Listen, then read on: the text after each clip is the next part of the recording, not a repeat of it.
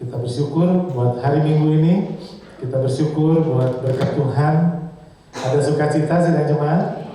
Amin.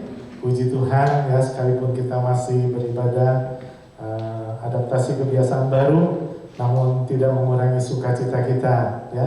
Kita tetap terus berdoa, kita rindukan agar hadirat Tuhan boleh melawat menjamah kita. Baik kita yang beribadah di tempat ini, baik juga yang beribadah di rumah, boleh menikmati berkat Tuhan. Mari saya undang kita sekalian untuk bangkit berdiri bersama-sama. Kita akan menyerahkan ibadah kita pada minggu ini ke dalam tangan Tuhan kita Yesus Kristus. Segala puji hormat bagi kemuliaan nama-Mu Bapa. Kami bersyukur kalau Tuhan sudah tibakan kami ada di dalam rumah-Mu Tuhan. Kami bersyukur untuk ibadah pada minggu ini. Kami bersyukur juga untuk hari-hari yang telah kami lewati. Tuhan menyertai dan sudah memberkati kami dengan luar biasa. Di minggu ini kami mau membawa puji-pujian kami. Kami mau menaikkan sukacita kami, ucapan syukur kami ke hadirat-Mu. Terima kasih Tuhan memakai hamba-hamba-Mu yang melayani. Tuhan pakai menjadi saluran-saluran berkat-Mu yang tercurah. Setiap peralatan yang dipakai juga kami percayakan ke dalam tangan Tuhan. Biar itu semua boleh berfungsi dengan baik, memberkati segenap sidang jemaat-Mu. Kau mengenal kami pribadi lepas pribadi. Biarlah kami boleh menikmati sukacita di dalam Engkau Tuhan. Yang lemah boleh dikuatkan, yang sakit boleh menerima kesembuhan dalam nama Tuhan Yesus. Yang berbeban berat boleh menerima kelegaan yang daripada-Mu. Terima kasih, kami sudah tolak dan kami sudah patahkan segala kuat kuasa dari si jahat. Dan kami undang hanya kuat kuasa Roh-Mu yang kudus saja Bapa, beracara dengan leluasa sepanjang ibadah pada minggu ini. Di dalam nama Tuhan Yesus kami berdoa dan kami percayakan ibadah yang penuh dengan sukacita ini. Haleluya. Amin. Silakan duduk. Tuhan Yesus memberkati. Silakan, kita akan siapkan puji-pujian untuk kemuliaan nama Tuhan.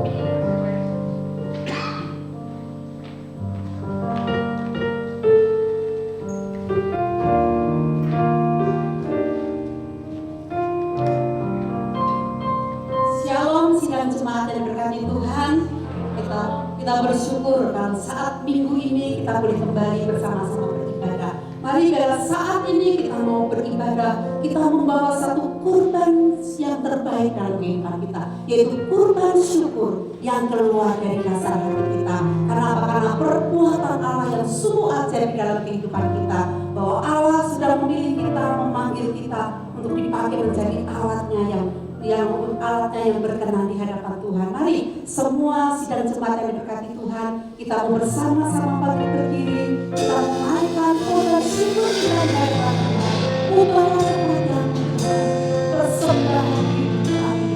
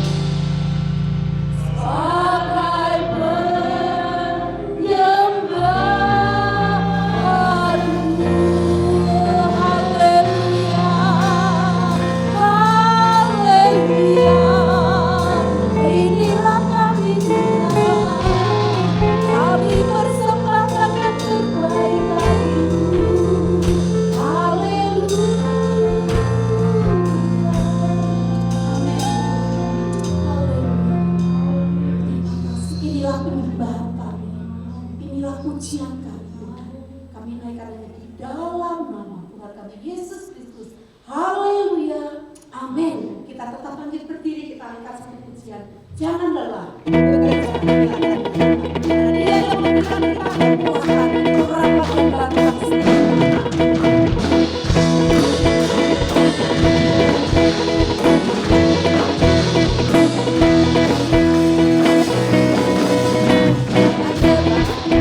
setiap bekerja di ladang Roh Kudus lebih berkuasa yang mengajar dan terang bekerja bersama Tuhan yang selalu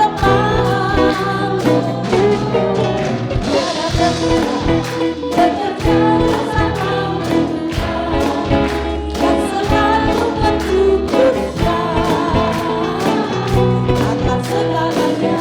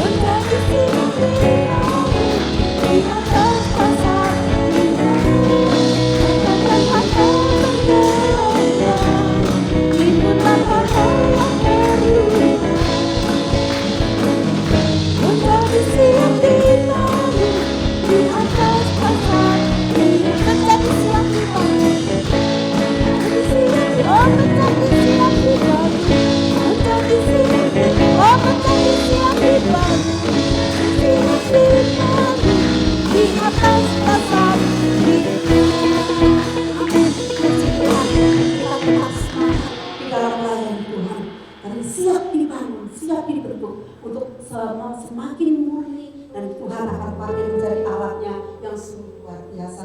Mari kita siapkan hati kita untuk terima firman Tuhan.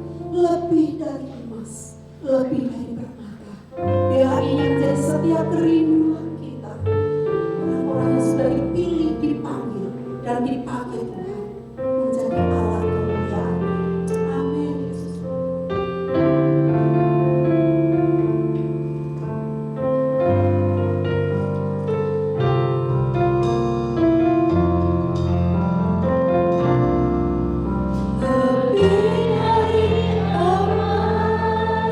Lebih dari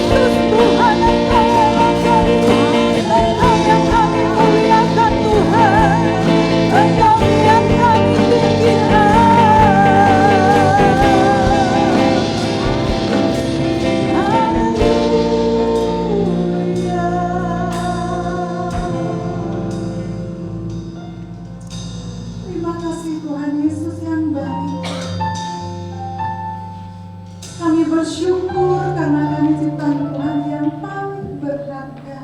Tidak ada yang sama seperti kami, Tuhan. Kami bangga Engkau ciptakan kami berbeda dengan ciptaan yang lainnya. Dan kami juga sudah menyembah Tuhan, memuliakan Tuhan pada saat ini. Kami percaya Tuhan Yesus, pujian dan penyembahan kami sudah Allah terima itu sebagai dupa yang harum di hadapan-Mu, Tuhan. Kami minta saat ini Tuhan, dengan kasih-Mu Engkau nyatakan kuasa firman-Mu bagi kami, sehingga setiap firman-Mu yang sebentar kami akan baca, kami dengarkan, terus Engkau berbicara bagi kami, jamah hati dan pikiran kami Tuhan, sehingga hanya tertuju kepada kebenaran firman Tuhan saja.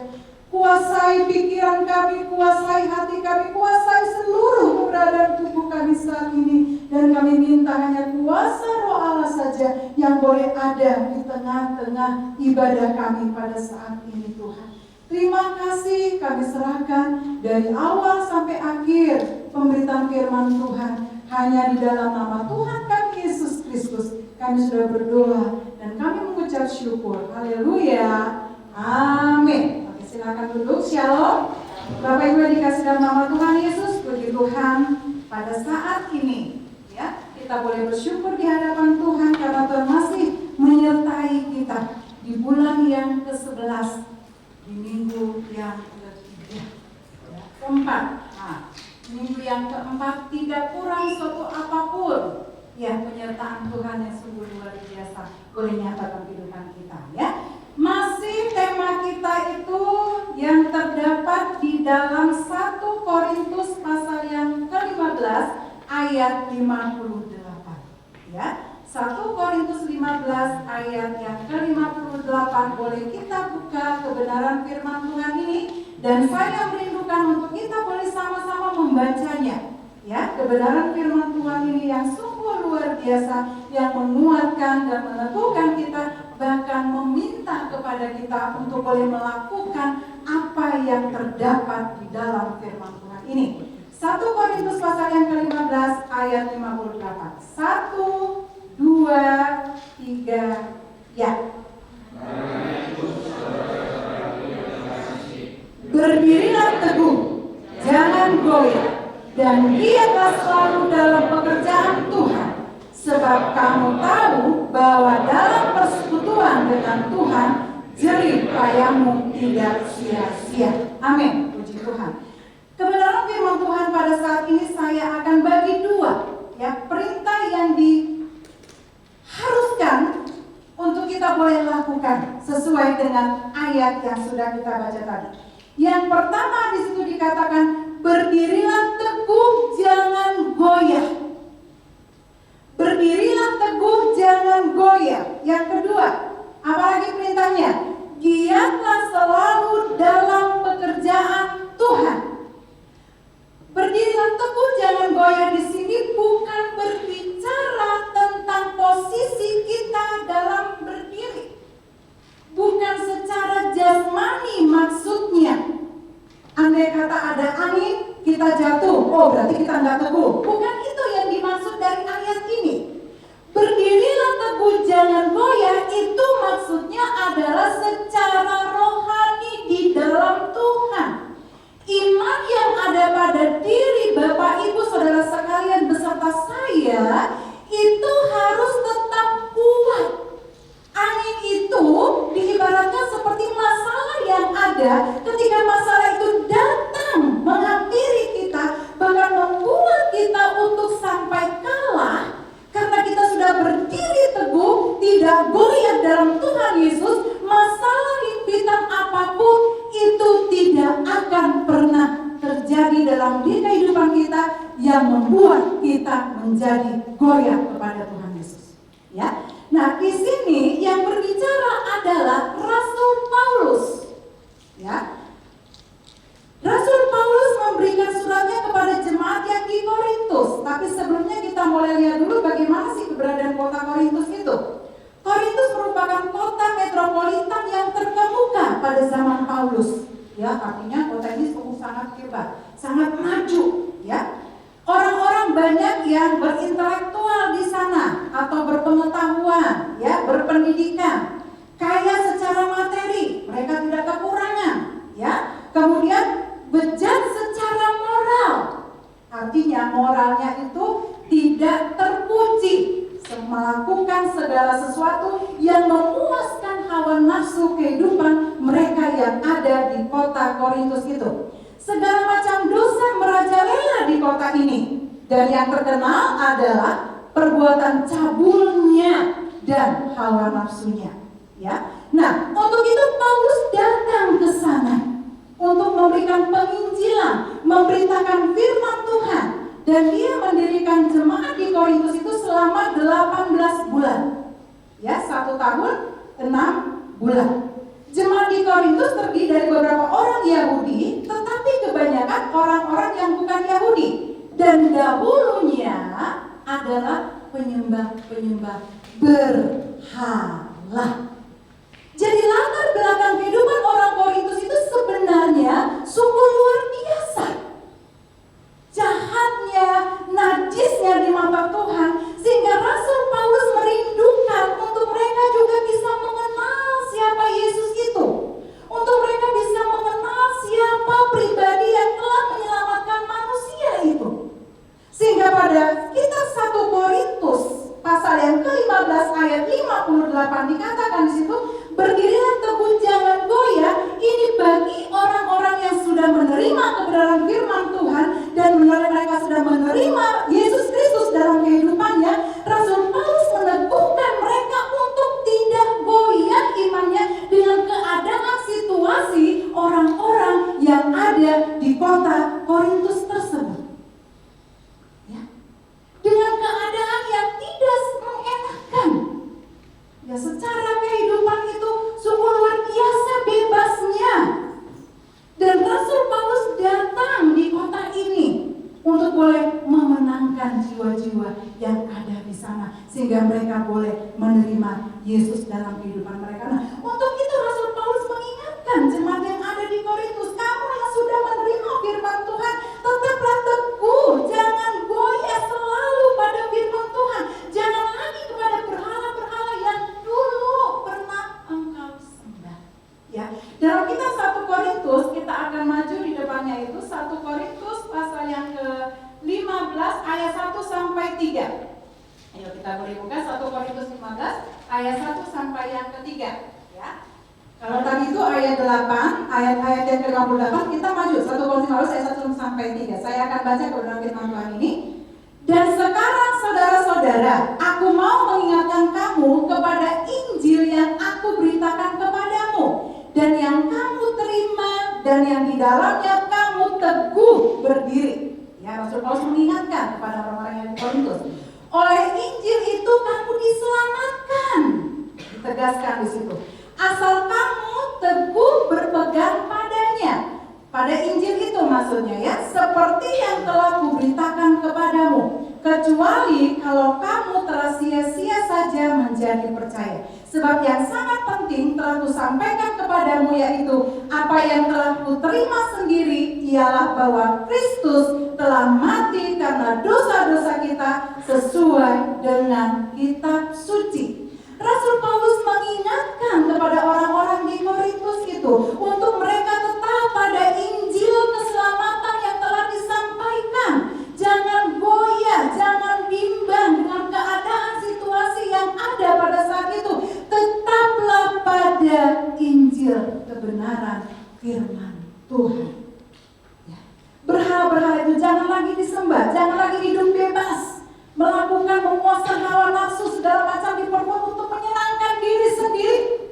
Nah, itu Rasul Paulus mengingatkan. Bagaimana Bapak Ibu dengan zaman kita sekarang ini? Kalau itu di kota Korintus pada zaman Rasul Paulus, nah sekarang di zaman kita ini situasi yang berbeda, betul ya? Saya aja lebih muda dibanding Bapak Ibu, ada banyak di sini yang lebih umurnya dari saya. Saya merasakan di zaman saya dulu masih kecil itu sangat jauh berbeda dengan sekarang. Rasanya kalau dipikir-pikir saya merasa enak zaman dulu dah, gitu ya. Enak suasananya, ya masih ada orang tua lengkap, begitu ya. Terus suasananya juga sekarang mau kemana juga nggak bisa, mau kemana juga ada yang harus kita pakai yang baru, gitu ya. Maksudnya ada sesuatu yang baru yang harus kita kenakan seperti masker, facial, apa segala macam begitu ya, semakin tidak mengenakan. Dan juga secara ekonomi juga semakin sulit. Banyak orang yang merasa kekurangan, banyak orang yang merasa membutuhkan pertolongan. Ya, banyak orang yang menjerit berteriak, bahkan banyak orang yang depresi, bahkan sampai tidak tahu siapa dirinya sendiri. Anak murid saya di sekolah, dia pasang itu di WA itu, dia pasang. Saya mau negur gak enak juga ya, masa di WA itu kan biasanya ada nama sendiri gitu ya. Misalnya kayak Justina gitu namanya di profilnya gitu. Ini mah itu siapa coba gak? Siapa saya katanya. Dia tanya di situ, dia pun namanya, bukan namanya yang bisa, tapi siapa saya. Saya ketika membaca itu, Tuhan, ini anak perlu diingatkan. Mungkin dia asal ya tidak ngerti maksudnya apa. Tetapi kalau orang sudah mengerti, dia mengatakan seperti itu tuh kasihan rasanya. Walaupun dia mungkin bercanda anak kelas 4 begitu ya, tapi ini secara ini kurang bisa saya terima gitu. Karena ini tidak mengetahui siapa dirinya, padahal sudah jelas dia itu adalah ciptaan Tuhan yang paling mulia. Tapi ditulis siapa saya. Nah, Bapak Ibu dikasih dalam nama Tuhan, Rasul Paulus mengingatkan jemaat yang di Korintus juga jemaat yang ada pada saat zaman sekarang ini. Kita boleh berdiri teguh, jangan goyah. Apapun masalah yang kau hadapi, pergumulan yang kau hadapi, firman Tuhan katakan jangan goyah, jangan pindah kepercayaan kepada yang lain. Hanya tetapkan imanmu kepada Tuhan Yesus Kristus yang menjadi juru selamat di dalam kehidupan kita di dunia ini. Sulit mendapatkan pekerjaan, ada tawaran, tetapi harus pindah kepercayaan. No way. Betul? Apa ngikut? Tidak. Ya. Ngapain kita ditawarin? Punya mobil, punya rumah fasilitas, tapi kepercayaannya ganti. Yang tadi percaya sama Tuhan Yesus, nggak tahu percaya pada siapa. Nah, itu jangan sampai itu terjadi. Lah nanti gampang lah itu, bisa diurus lagi. Tidak akan bisa seperti itu. Jangan gimana nanti, tapi nanti gimana? Nanti gimana kalau saya pindah kepercayaan? Nanti gimana saya keselamatannya? Apakah tetap di dalam Yesus Kristus atau dalam yang lain? Kita tahu keselamatan hanya ada dalam nama Yesus Kristus. Tidak ada di dalam nama yang lain di dalam dunia ini atau di bawah langit ini. Ya, jadi segala sesuatu jangan gimana nanti, tapi nanti gimana? Andai kata saya melakukan ini, nanti gimana jadinya? Gitu ya. Jadi kita diingatkan, berdirilah teguh, jangan goyah. Baik tidak baik keadaannya, senang tidak senang keadaannya, susah ataupun sedih, gembira, bahagia, apapun keadaan Bapak Ibu dan saya, tetap berdirilah teguh, jangan goyah. Dan firman Tuhan ini yang menjadi dasar buat kita dalam kehidupan kita. Kolose 4 ayat 12, saya akan bacakan. Kolose 4 ayat 12. Salam dari Epafras kepada kamu, ia seorang dari antaramu, hamba Kristus Yesus yang selalu bergumul dalam doanya untuk kamu, supaya kamu, apa dikatakan di situ? Berdiri teguh sebagai orang-orang yang dewasa dan yang berkeyakinan penuh dengan segala hal yang dikehendaki Allah. Rasul Paulus sudah mengingatkan kepada jemaat yang ada di Kolose, berdirilah teguh, jangan goyah. Kembali lagi diingatkan. Memang Bapak Ibu tidak gampang zaman sekarang ini untuk kita berdiri teguh. Ya, dikatakan apa? Sebagai orang-orang yang dewasa, bukan dewasa jasmani maksudnya, yang usianya 30 tahun ke atas, tapi dewasa secara rohaninya. Belum tentu dia dewasa umurnya, tetapi rohaninya juga dewasa, belum tentu. Belum tentu dia masih muda, tapi dewasanya juga masih muda, tidak. Ya, kedewasaan rohani seseorang itu dilihat seberapa dia dekat intimnya dengan Tuhan. Kedewasaan rohani seseorang juga dilihat bagaimana dia menyikapi masalah yang dihadapi dalam hidupnya. Apakah dia lari meninggalkan masalah itu? Apakah dia tetap berusaha dan percaya kepada Tuhan, berpengharapan kepada Tuhan, dan percaya bahwa tidak ada yang mustahil bagi Tuhan. Amin. Itu kedewasaan rohani seseorang. tidak dilihat dari usianya. Banyak anak-anak muda yang jempolan kedewasaan rohaninya. Amin anak muda. Banyak juga memang orang tua yang sudah usia umurnya, tapi jempolan juga rohaninya, dewasa juga banyak. Tetapi umur tidak menjamin kedewasaan rohani seseorang. Lalu 2 Tesalonika 2 ayat 15. Sebab itu berdirilah teguh dan berpeganglah pada ajaran-ajaran yang kamu terima dari kami. Ya, kata Rasul Paulus juga ini, baik secara lisan maupun secara tulisan. Berpegang teguh, berdirilah teguh, berpeganglah pada ajaran-ajaran yang kamu terima dari kami, baik secara lisan maupun secara tertulis. Jadi Bapak Ibu, firman Tuhan di bulan November ini mengajarkan kepada kita, mengingatkan kembali, berdirilah teguh, janganlah goyah. Ingatlah firman Tuhan yang nyata dalam kehidupan kita. Karena kita tahu yang kita hadapi tidak semakin membaik Bapak Ibu. Bukan menakut-nakuti, tidak. Tetapi memang ini kenyataan hidup yang akan kita alami. Tetapi di dalam Tuhan Yesus kita memperoleh kemenangan. Amin. Tidak ada yang dapat mengalahkan kita. Ya. Sekalipun kita hanya pas-pasan dalam perekonomian, ya, tapi Tuhan memberikan kemenangan bagi Bapak Ibu dan saya. Jangan takut, kita punya Tuhan yang kaya, ya, punya Tuhan yang menyediakan apapun yang kita butuhkan. Lalu di situ dikatakan lagi, kalau tadi berdiri teguh jangan goyah, ya. Kemudian yang kedua, giatlah selalu dalam pekerjaan Tuhan. Amin. Ya, sekali lagi bukan hanya melayani di mimbar Tuhan ini, di mimbar ini saja. Ya, mau dimanapun kita boleh berada, mari kita boleh pakai diri kita, tubuh kita, kehidupan kita menjadi berkat bagi orang lain. Ya, yang kedua, giatlah selalu dalam pekerjaan Tuhan. Terdapat dalam Kisah Para Rasul 22 ayat yang ketiga. Saya akan baca firman Tuhan ini. Kisah Para Rasul 22 ayat 3. Aku adalah orang Yahudi, kata Rasul Paulus, ya, lahir di Tarsus di tanah Kilikia, tetapi dibesarkan di kota ini. Dididik dengan teliti di bawah pimpinan Gamaliel dalam hukum nenek moyang kita. Sehingga aku menjadi seorang yang giat bekerja bagi Allah, sama seperti kamu semua pada waktu ini. Saulus menyadari dirinya ketika dia belum mengenal Tuhan. Banyak orang yang disiksa, pengikut Kristus yang dianiaya, dibunuh, ya, begitu luar biasa. Tapi ketika sinar kemuliaan Allah tampak pada Rasul Paulus, pada Saulus pada saat itu, ya, dia sampai tidak bisa melihat cahaya Tuhan itu ada di depan tubuhnya, di depan dirinya, sampai matanya buta, nggak bisa melihat. Oleh karena cahaya yang begitu terang. Siapakah engkau? Dia bicara, dia tanya, ya, kepada saya itu. Lalu dikatakan, sayalah Yesus Kristus yang engkau aniaya. Dari situ Saulus dijamah oleh Tuhan, diurapi oleh Tuhan. Lihat Bapak Ibu, kalau Bapak Ibu boleh baca semuanya kitab-kitab Rasul Paulus dan Kisah Para Rasul ini, sungguh hebat, sungguh luar biasa pelayanannya, ya.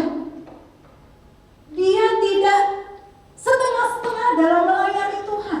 Ketika dia sudah percaya kepada Tuhan Yesus, dia luar biasa memberikan hidupnya kepada Tuhan Yesus, bahkan membawa jiwa kepada Tuhan Yesus. Apapun dia tempuh, dia lalui, dia tidak takut dan gentar, karena dia tahu bahwa hidupnya sekarang ini adalah bagi Kristus dan mati adalah keuntungan buat dia. Saya mati buat saya beruntung, saya hidup buat Kristus. Saya mau, karena saya sudah memang dipilih oleh Tuhan. Bapak Ibu yang sudah dipilih oleh Tuhan, yang sudah dipanggil oleh Tuhan, siapapun tidak dapat menggagalkannya. Amin. Maupun itu orang dekat kita, siapapun tidak akan bisa menggagalkan panggilan Tuhan yang sudah ada pada diri kita. Ya, Rasul Paulus dia ketika sudah mengenal Tuhan Yesus, dia sungguh-sungguh melakukan apa yang dikatakan oleh Tuhan. Dia giat melakukan pekerjaan Tuhan, ya. Roma 10 ayat yang kedua. Sebab aku dapat memberikan kesaksian tentang mereka tetapi tanpa pengertian yang benar. Nah, Bapak Ibu yang dikasihi nama Tuhan Yesus, kita giat melakukan pekerjaan Tuhan dengan, di situ dikatakan tadi, pengertian yang benar.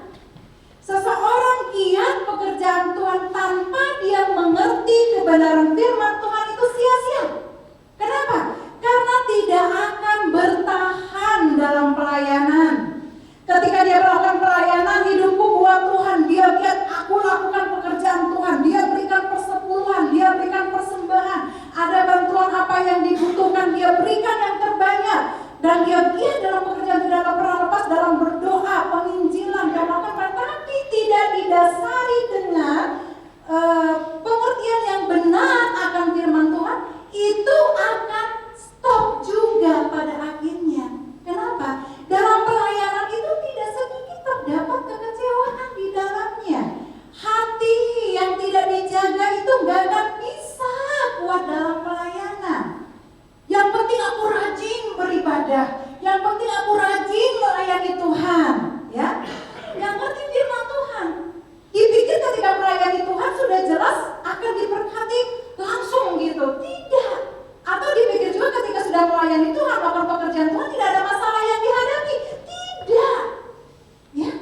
Jadi dengan pengertian yang benar, Bapak Ibu dan saya melakukan pekerjaan Tuhan itu bukan giat asal giat saja, rajin asal rajin tanpa didasari dengan kebenaran firman Tuhan. Tidak seperti itu akan sia-sia adanya. Giat, rajin akan firman Tuhan, dan yakini firman Tuhan itu yang akan memberikan kekuatan, memberikan berkat bagi kita. Ya, makanya pernah dengar gak ada orang yang bilang, aku sudah rajin melayani Tuhan, nggak pernah berhenti untuk datang ke gereja, nggak pernah berhenti memberikan persepuluhan, nggak pernah berhenti memberikan bantuan, sumbangan misalnya apa yang dibutuhkan. Ternyata seperti ini. Ya, dia pikir ketika dia melayani Tuhan itu tidak ada masalah, tidak ada gesekan yang terjadi. Ya, akhirnya apa? Karena dengan tidak didasari dasar yang benar, maka akhirnya dia akan atau akan kalah. Karena pengertiannya tidak benar. Ya, dia punya pemikiran, punya prinsip, ketika saya melayani Tuhan semuanya beres aja. Jangan gitu juga. Di mana Tuhan akan menguji kita kan gitu? Bayar harga katanya juga. Ya, ketika melayani Tuhan. Itu yang kita perlu pahami. Jadi, giat dalam pekerjaan Tuhan dan didasari dengan pengertian yang benar akan firman Tuhan. Lalu, Roma 12 ayat yang ke-11. Janganlah hendaknya kerajinanmu kendor, biarlah rohmu menyala-nyala dan layanilah Tuhan.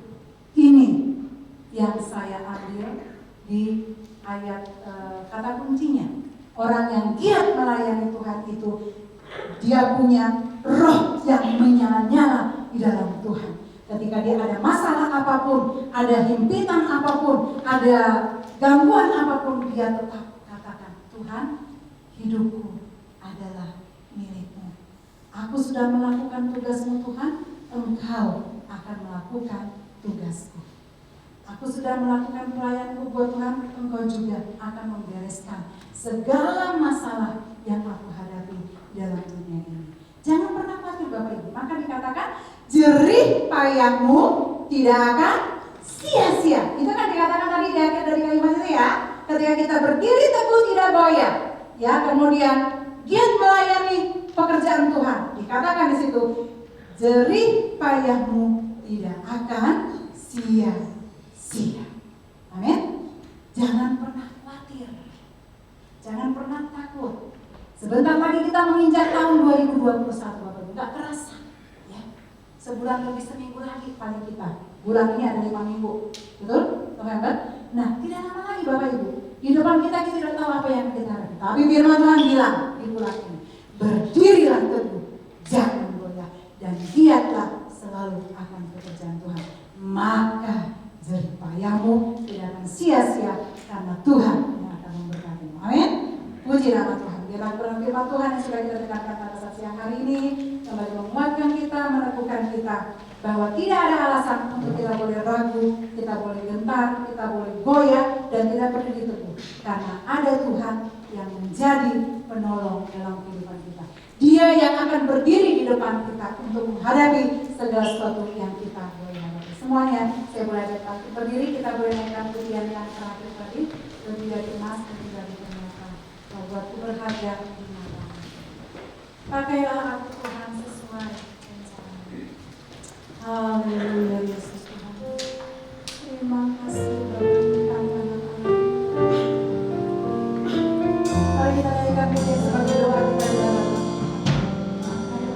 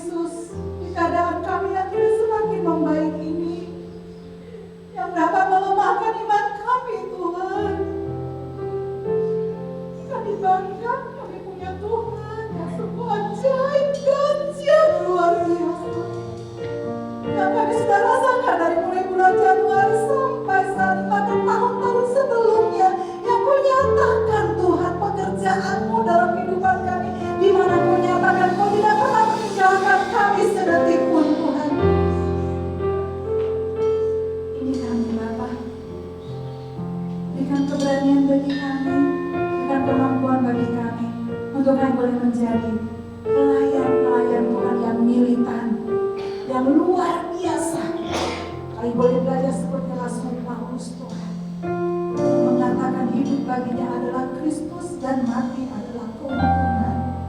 Dia akan layak hidup, dia boleh kedapatan, hingga dia akan dia sudah menyelesaikan tugasnya, pertandingannya di dalam dunia ini. Kami juga mau Tuhan, dengan iman yang kami miliki, Tuhan tetap teguhkan kami. Terima kasih Bapa, terpuji nama-Mu, berkati seluruh dan jemaat-Mu yang ada dalam keberadaan mereka masing-masing. Allah kuatkan, teguhkan iman mereka, iman kami semuanya, sehingga kami boleh tetap ada di dalam firman Tuhan, yaitu di dalam Tuhan Yesus Kristus yang menjadi juru selamat dalam kehidupan kami. Meteraikan firman-Mu yang jauh dari sempurnanya Allah, sehingga firman-Mu senantiasa yang berbicara, berkata-kata bagi kami dalam setiap kehidupan kami. Terpuji nama-Mu Bapa, dalam nama Tuhan Yesus Kristus kami sudah berdoa dan mengucap syukur. Haleluya. Amin. Puji Tuhan. Kita bangkit berdiri bersama-sama dan kita bersyukur buat berkat Tuhan dalam ibadah pada minggu ini. Kami berterima kasih Tuhan sudah memberkati kami dengan luar biasa melalui puji-pujian, melalui firman Tuhan. Terima kasih Bapa. Kami sudah diingatkan Tuhan agar kami berdiri teguh, tetap kuat di dalam Tuhan, dan kami mau hidup mengandalkan Engkau. Jerih payah kami tidak sia-sia saat kami setia di dalam Tuhan. Tuhan memberkati seluruh sidang jemaat-Mu Tuhan. Oh Tuhan Yesus, Tuhan tahu segala pergumulan mereka, namun mereka tetap setia di dalam Tuhan. Terima kasih Bapa. Tuhan memberkati seluruh sidang jemaat-Mu yang sudah hadir, baik jemaat-Mu yang beribadah di rumah juga Tuhan memberkati mereka, memberkati juga tangan-tangan yang memberi untuk pekerjaan Tuhan, mengembalikan apa yang menjadi milik Tuhan, persepuluhan Tuhan berkati Bapa. Terima kasih Tuhan. Saat ini dengan sehati kami berdoa untuk Mama Chelsea, kalau besok akan ke kampung halaman, kiranya Tuhan berikan perjalanan yang baik. Tuhan juga tibakan dengan tidak kurang suatu apapun, boleh berjumpa dengan keluarga di kampung halaman dengan tidak kurang suatu apapun. Terima kasih. Kami ingat untuk beberapa jemaat-Mu Tuhan yang lemah secara tubuh, di dalam nama Tuhan Yesus, biarlah bilur-bilur-Mu boleh menjadi kesembuhan bagi jemaat-Mu dalam nama Tuhan Yesus. Kami terima berkat kesembuhan sempurna adanya. Terpuji nama-Mu Bapa. Kalau ada jemaat-Mu yang membutuhkan pekerjaan, ekonomi, oh Tuhan, kami tahu Engkau pemilik langit bumi dengan segala isinya. Kami hanya mau datang dan mengandalkan Engkau. Berkati usaha pekerjaan sidang jemaat-Mu. Terima kasih Tuhan, terpuji nama-Mu. Sebentar kami akan mengakhiri ibadah kami, dan kami boleh menerima berkat yang daripada-Mu. Sidang jemaat-Ku yang kekasih, di akhir dari ibadah kita pada minggu ini, terimalah berkat yang berasal dari Tuhan kita Yesus Kristus. Kiranya kasih Allah Bapa di surga dan persekutuan Roh Kudus beserta dengan kita mulai saat ini sampai Maranatha, Tuhan Yesus datang kedua kali. Bye.